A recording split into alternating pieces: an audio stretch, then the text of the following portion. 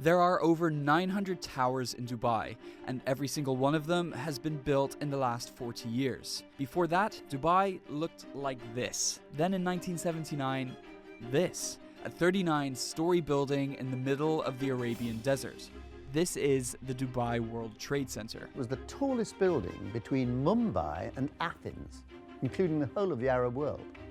So that made an impact. That's Guy Gilmar, the Trade Center's first employee, general manager and director. The Trade Center stood alone in the desert, and people were extremely puzzled why a high-rise building would be put up in open land. I think it's probably a world first. It even got a visit from Queen Elizabeth on opening day. She arrived by car, was introduced to everybody before going on into the building, including me, of course. And of course we flew the Royal Standard, which I think is quite unusual.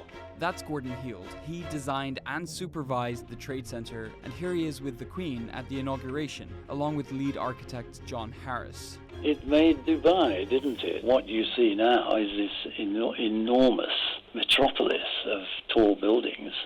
And it was the Trade Center that set it all going. It may seem obvious now.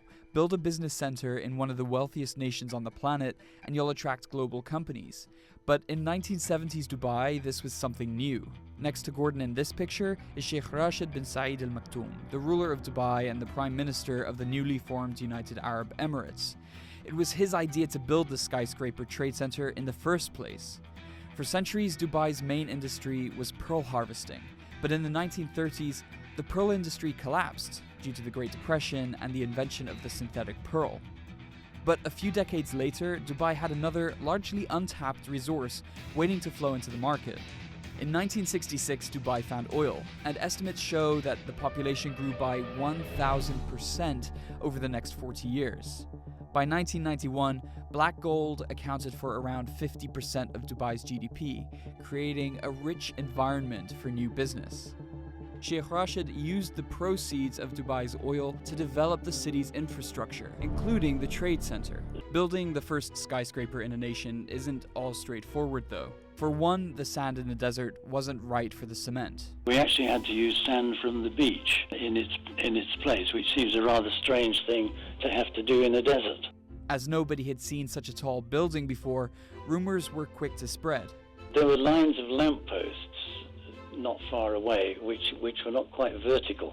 And I think that's what started the rumor that the tower was actually leaning.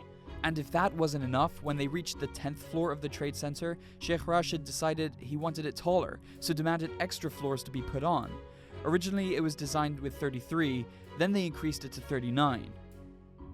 Today, the 1.3 million square foot tower is home to 500 events a year, attracting 3 million people from 160 countries.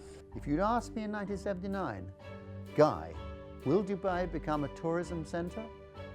I'd have said, what are you smoking? I think that the element of skepticism about why is so much money being spent on this immense tower and the surrounding buildings quickly evaporated, because the niche that we were able to exploit was to establish it and establish Dubai as the premier business address in the Middle East.